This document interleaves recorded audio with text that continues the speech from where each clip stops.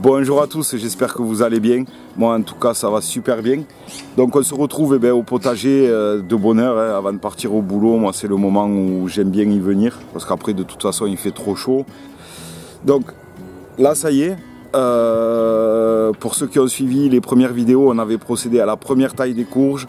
Donc après, quand le plant a développé 5 feuilles, on vient tailler après la deuxième feuille, ce qui va donner 2 ramifications. On a ensuite pratiqué la seconde taille. Donc sur les 2 nouvelles ramifications qu'on avait créées avec la première taille, on a attendu qu'il y ait 7 à 8 feuilles et on vient tailler après la 5e feuille. Ce qui veut dire que à l'aisselle de toutes les feuilles qu'on aura gardées, donc 5 et 5 sur chaque liane, on va avoir des nouvelles ramifications. Et sur ces ramifications, on va avoir des fleurs femelles plus rapidement, donc des courges plus rapidement.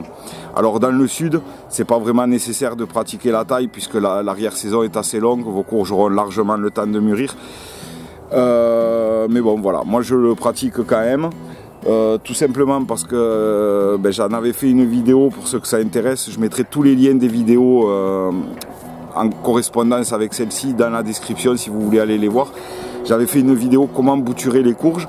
Donc là on est mi-juin, les tailles que je pratique sur mes plants de courges pour le grossissement, même celles qu'on va voir ici, donc pour le grossissement des fruits, les rameaux que je coupe, je les garde, je les replante en pleine terre, ça va me donner des nouveaux plants de courges.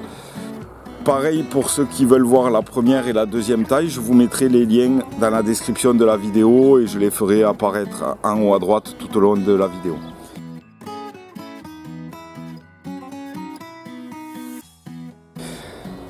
Donc juste pour vous montrer un petit exemple, je vais vous mettre à l'écran un plant de courge que j'ai taillé.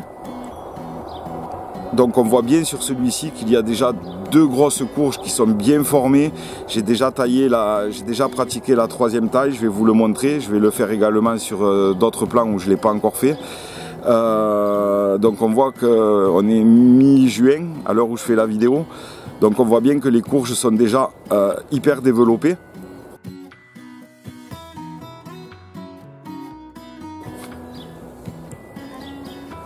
En comparaison, là vous voyez un plant à l'écran qui n'a pas été taillé, je l'ai laissé tel quel. Donc on voit déjà la différence de végétation. Le plant que j'ai taillé me donne déjà, j'ai déjà 2 courges magnifiques dessus, avec très peu de végétation. Le plant que je n'ai pas taillé, que vous voyez actuellement à l'écran, il a une végétation énorme. Et pour autant, il forme à peine sa première courge. Donc voilà l'avantage de tailler, surtout pour les régions où l'arrière-saison est assez courte. Vous allez hâter la production de fleurs femelles et donc de fruits. Alors, je vous montre. Ici, j'avais déjà réalisé une taille. Donc, le principe de la 3e taille des courges, c'est de favoriser le grossissement de ces dernières. Donc, sur les variétés de très petits calibres, style pâtisson, pâtidou, les trucs comme ça, je ne pratique pas cette dernière taille. Je laisse les fruits se développer autant qu'ils le souhaitent. Sur les courges de moyen calibre, qui vont faire de 1 à 4-5 kg, je vais laisser 2 fruits par liane maximum et je ne garderai que 4 lianes environ. Pour les courges de plus gros calibre qui dépassent les 5 kg, donc ici c'est du potiron, c'est des potirons rouge vif d'Étampes. Donc pour ceci, je vais garder une seule courge par liane. Donc on voit la courge ici, on voit la liane, la ramification.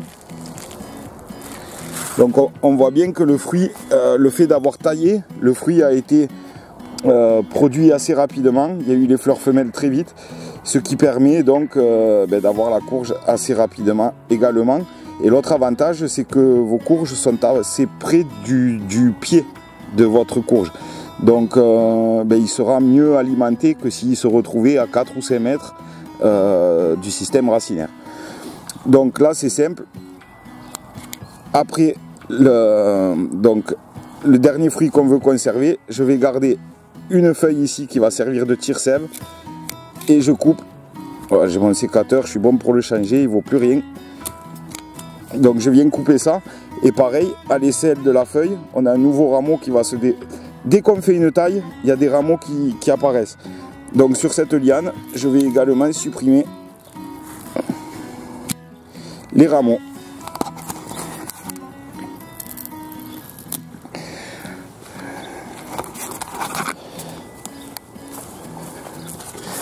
Donc voilà, on garde une feuille qui sert de tire-sève et ma courge. Entre temps, à l'aisselle de chaque feuille sur ce rameau, on va avoir des nouvelles ramifications. Donc celle-ci, ici par exemple, c'est des gourmands, hein, c'est comme sur les tomates. À l'aisselle de chaque feuille, on a des ramifications. Je viens les supprimer également. Sur cette liane, je veux garder uniquement cette courge. Donc là, voilà, on a une autre courge qui est bien développée. Donc là, c'est pareil, on voit la courge, on voit le nœud, on voit la feuille. Donc je vais conserver cette feuille ici qui va servir de tire-sève. Et tout ce morceau de liane, je n'en veux plus parce que c'est une courge qui est censée faire environ 7 kg. Donc ça, je vais le supprimer ici, juste après le fruit. Bon, vous pouvez garder 2 feuilles si vous n'êtes pas sûr, ça c'est pas très gênant. Donc je vais le couper ici. Voilà. Alors après, une autre astuce, si vous n'êtes pas sûr de ce que vous faites, et puis de toute façon c'est toujours intéressant de le faire au cas où si vous avez de la pluie assez régulièrement chez vous. Moi, tous mes fruits, toutes mes courges qui ont pris, dont je suis sûr qu'elles sont pollinisées, et ben je les mets sur des pots retournés, comme ça en cas de pluie elles ne sont pas en contact avec le sol.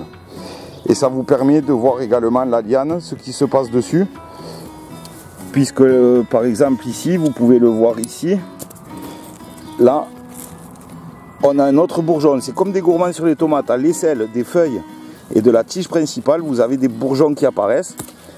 Celui-là, si on le laisse se développer, il va donner une autre liane.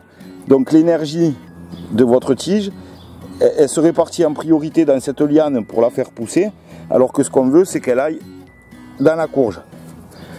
Donc on fait ça, vous pouvez remonter votre tige jusqu'au bout et supprimer les rameaux à l'aisselle de chaque feuille. Ici c'est pareil, j'en ai une autre.